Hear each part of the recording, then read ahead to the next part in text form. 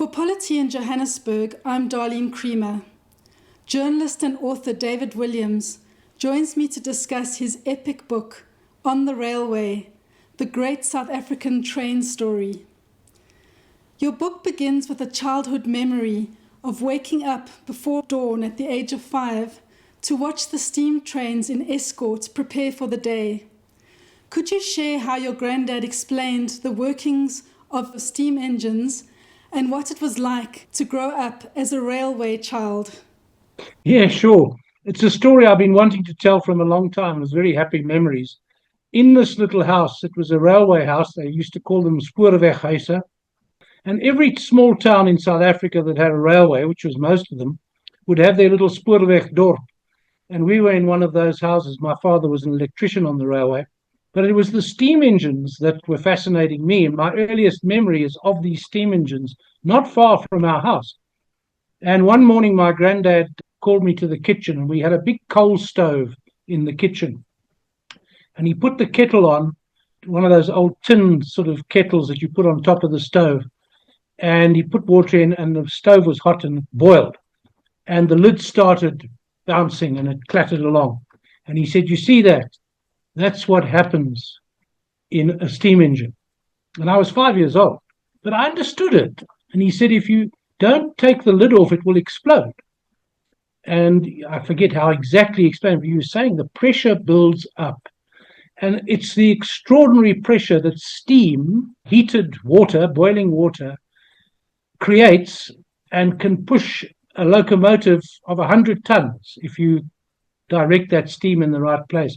And to the scientists, it's known as the expansionary capacity or the expansionary quality of steam. And on that simple concept, which every 5-year-old can understand, the Industrial Revolution was built, South Africa was opened up by steam engines and so on. So I'll never forgotten that kettle on the stove and the lid reflecting the expansionary property of steam. Musician Hugh Masekela once remarked that the train was South Africa's first tragedy. Please could you talk to us about how the railways both mirrored and enforced the race-based policies of successive white governments and how they became a central mechanism in the migrant labour system? Also explain how the railways served as a unifying force, linking former Boer republics and the British colonies into a single political entity. I think I'll start with the second one first. It's true that the railways were here before the Union of South Africa was formed in 1910. And the railways were a crucial reason that the Union was formed, because there were the Natal Government Railways, the Cape Government Railways, the Central South African Railways, which was the Free State and the Transvaal. So there were these different railway systems which were quite developed. And they went back to the 1880s and 1890s. So they far predated the Union of South Africa.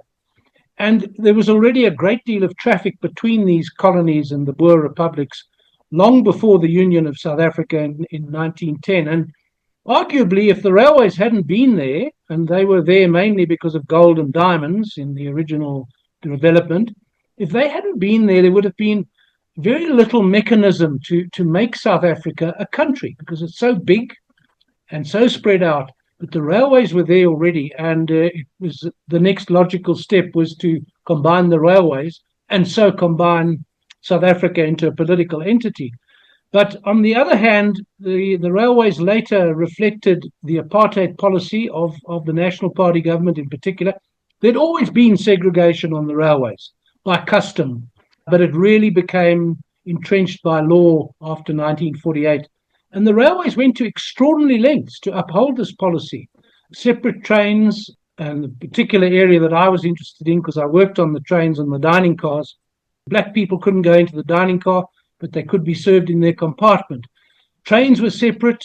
At stations, you would have 2 bridges, one for black people and one for white people. The money that must have been spent on duplicating facilities because of apartheid must have been extraordinary. But you mentioned the migrant labour, and here I owe a lot to Charles van Onsselin's book, The Night Trains. A lot of the migrant labourers for the gold mines on Johannesburg and the Witwatersrand came from Mozambique. And every day these trains would come overnight, hence the night trains, from Mozambique, and the conditions on these trains were terrible. They were treated as goods trains rather than passenger trains. And the migrant laborers, there were hundreds of thousands of them that were brought by rail to the Witwatersrand, to the gold mines, and then taken back again. And they spent, of course, most of the year not going home, which gave rise to all kinds of social and financial issues.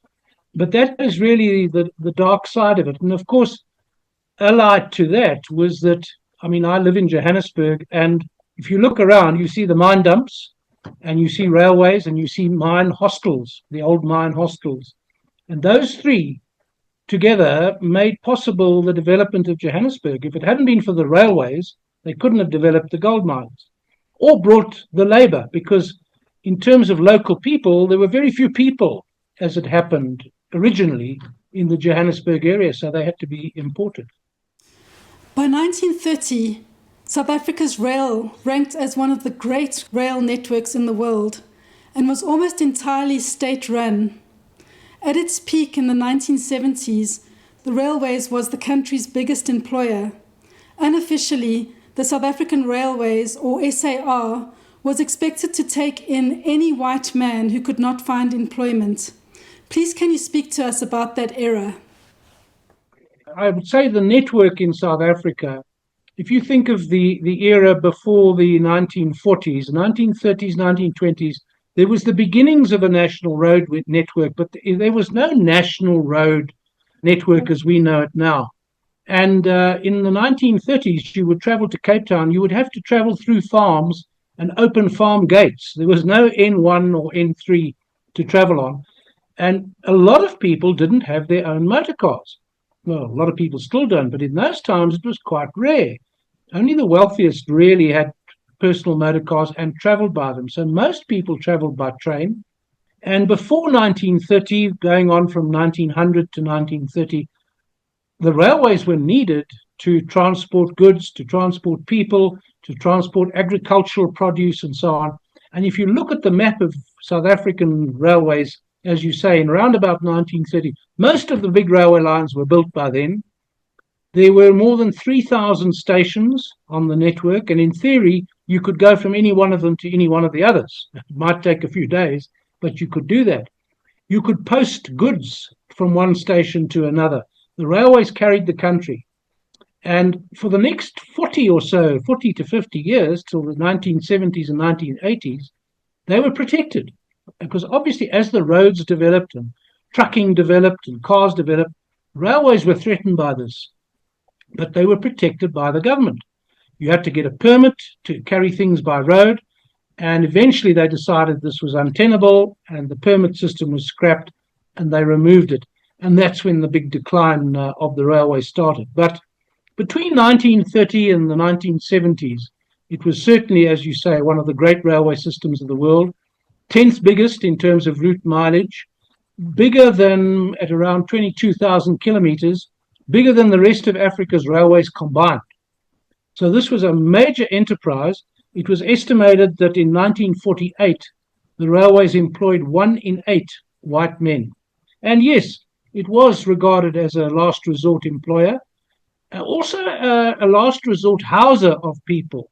In the 1930s, the Herzog government said to the railways, too many white people do not have accommodation. There's a severe shortage of white housing. And a lot of that was because of the Anglo-Boer War. People had gone off the land into the cities, and the railways were expected to build houses and employ white people to alleviate that social and economic problem. You note that steam engine enthusiasts speak of them with the same passion bird watchers have for rare sightings.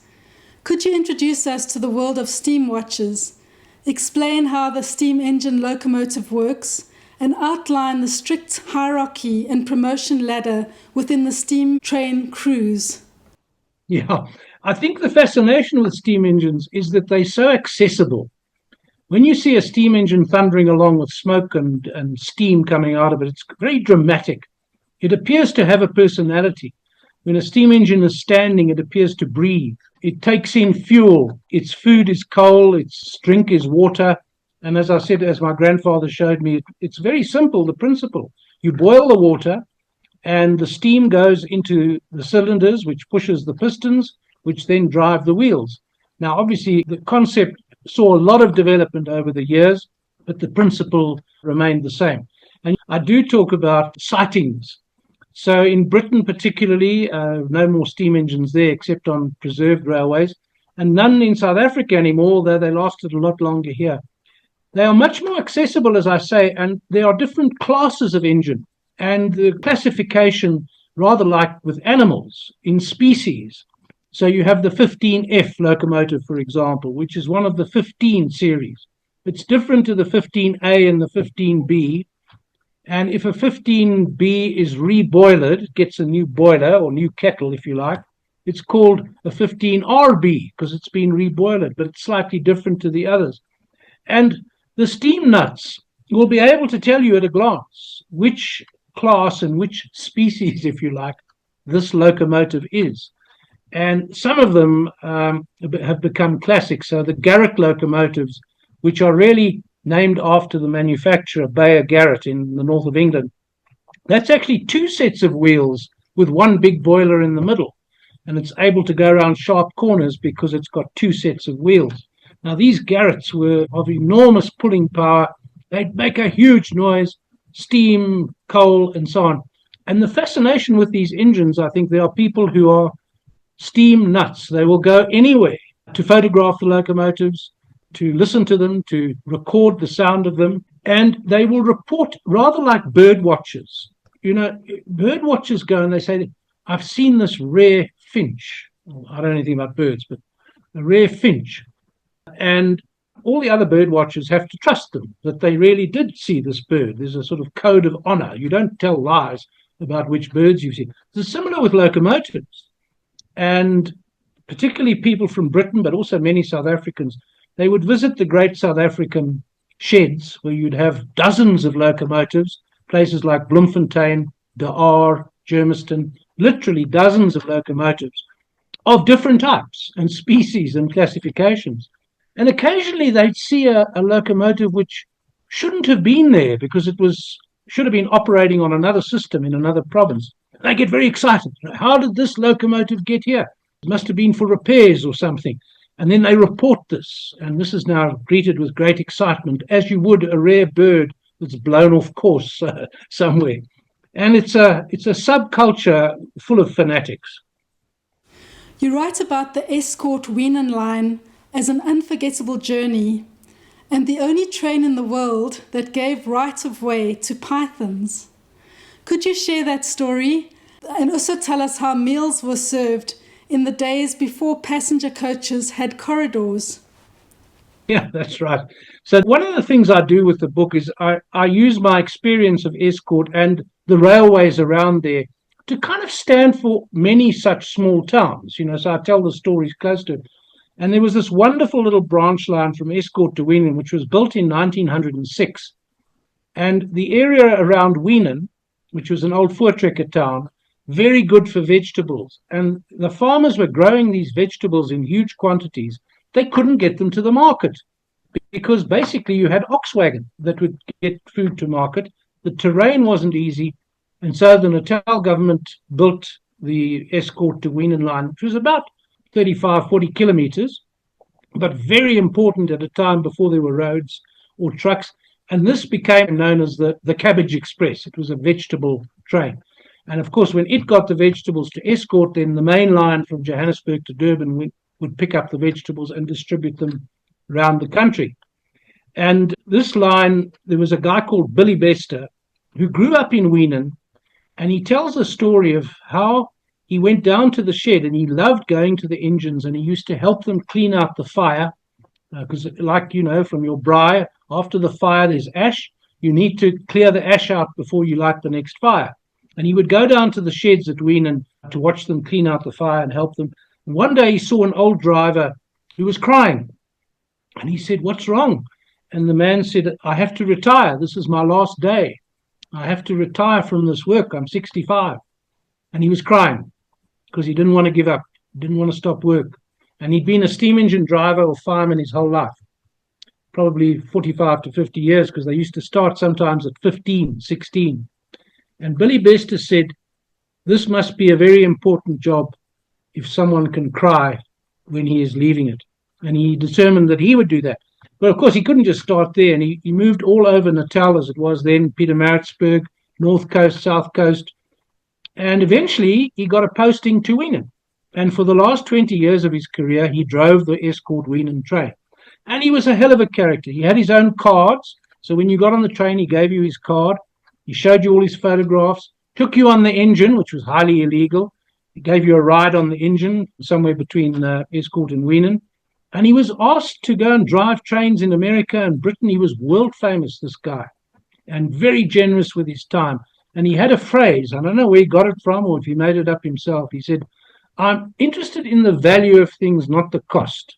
And he said, I could go anywhere in South Africa as a driver and so on, but this is where I want to be. And the Python story was that it's such a sad thing that the line closed, because it could have been a wonderful tourist attraction. It goes through a game reserve, and there are these big pythons in Natal. And occasionally one of these pythons would slither across the track in the sun and then just lie there. And it's a protected species. So the little train would have to stop and wait until the python decided to move off the track. They didn't dream of trying to push the python off. So sometimes the train was late. And yes, the train gave way to the python. In 1903, the Natal Government Railways introduced the first corridor dining express. Explain the dining experience, which was a combination of military precision and old world courtesy. That's right. So in the early days, but I want to go back to your earlier question, Yes. Before the dining cars, it's a problem in a country, not so much in Britain or Europe, but in a country as big as ours. You get people on train, they have to be fed, they have to be watered. And in the very early days in Britain and in South Africa, they would have stops along the way where you would get off and you'd have food. So at a certain place, you'd be timed to have lunch on the station, in a restaurant or bar, and then you get back on the train. But they realized this wasn't efficient. So they brought in dining cars where the food was cooked on the train and served on the train. But before they brought in the dining cars, they did have food served. And one of the stories on the Natal Government Railways was that because the coaches weren't corridor coaches, so you couldn't walk through the train, you could only get into the coaches from the side. So as the train was going, they weren't going very fast in those days, the steward with a tray of food would walk along the roof of the train, and then he would lean down the outside of the train and then through the window hand people their food. They would have taken the orders like that, and then we'd go and get the food and then come back. And there's a lovely story of the one woman in the compartment who was looking out the window, and suddenly the steward appeared upside down with her plate of soup, and she got such a fright, she screamed, he got a fright, and all the soup and the food ended up all over her. And then what they would do is pass in the food, and then pass in the knives and forks, pass in the drinks, and then, as you say, later there were the dining cars. You yourself, as you mentioned earlier, worked as a steward in the dining car Kucha on the Southwester. What was it like feeding up to 200 passengers at least 2 meals a day on a constantly moving platform? Well, as you mentioned earlier, military precision and courtesy. And I think a lot of this came from the military, and the early railway administrators were military men generally, because in Britain, there was no one else when railways started who had experience of managing large groups of men over long distances, except the military. And so the railways got a lot of military type discipline, which endured for a long time, and perhaps needed it because they were huge organizations and they needed an efficient discipline structure and so on. And on the dining cars, the new dining cars, the newer ones, would seat 44 people at a time.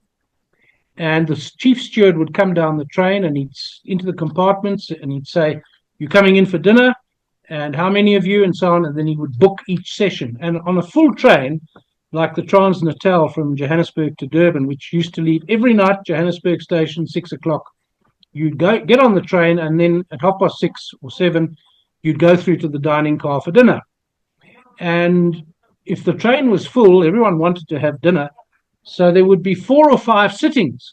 In other words, you'd have served 44 people, then you'd serve another 44 and another 44 until you'd serve 200-300 people. And this was not just a plate of food. Soup, fish, main course like a roast beef or roast lamb, vegetables, hot vegetables, dessert, which was usually a hot cooked pudding with custard, something like that, cheese and biscuits, fruit afterwards, coffee along the way, and drinks along the way as well.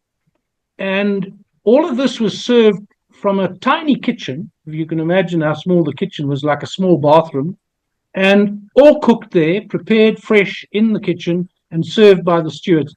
And we used to serve a full 4-course meal in 45 minutes. If it was very busy, they scrapped the cheese and biscuits. But if it wasn't, then you got a 5-6-course meal. And at Christmas time, they had the full Christmas meal and put decorations up in the dining car and special lights and all that. So it was remarkable. As you say, it needed military precision and discipline. And it wasn't a la carte. You got the set menu, the soup, fish, main course, sweets. But people loved it. And by and large, the quality was extremely good. So it was a lot of fun when I worked on the dining cars. Your last chapter is titled Going Off the Rails, Decline and Fall of a Great Railway System. Could you explain how vandalism, theft, organised crime syndicates, unfair road competition, skills shortages, corruption, and a number of other factors brought South Africa's railways to their knees? Now, you mentioned most of the factors, and they're all big factors.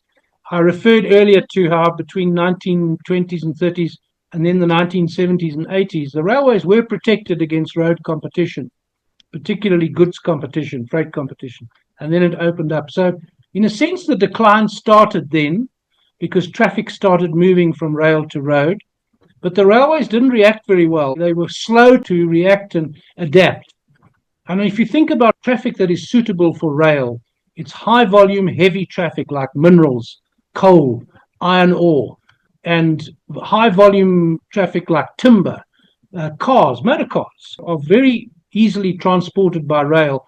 And it was estimated that every big properly loaded goods train could take 100 trucks off the road. And of course, that didn't happen. They didn't adapt quickly enough to keep the rail traffic that was suitable for rail or to work with road better. But then came in, yes, there was corruption, there was incompetence, neglect, and then particularly from about 2009, 2010 through the state capture era, there was theft and vandalism, and whole stretches of railway line were stolen. Signalling wires in particular, you can't run a railway without signalling. The electric wires, the copper wires, and so on, stolen, and the railway was vandalized, and passenger trains and goods trains equally affected.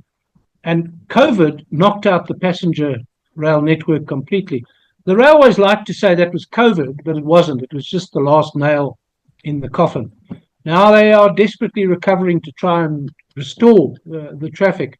But as you say, a combination of incompetence, corruption, bad policy, no protection for rail, and in a sense, waiting until things were too late before they tried to fix them. Because once things are broken and haven't been maintained, very difficult to, first of all, find the money, but even if you can find the money, to replace the lost skills, to get the traffic back from the road to the rail. I mean, one of the great rail-friendly traffics was grain.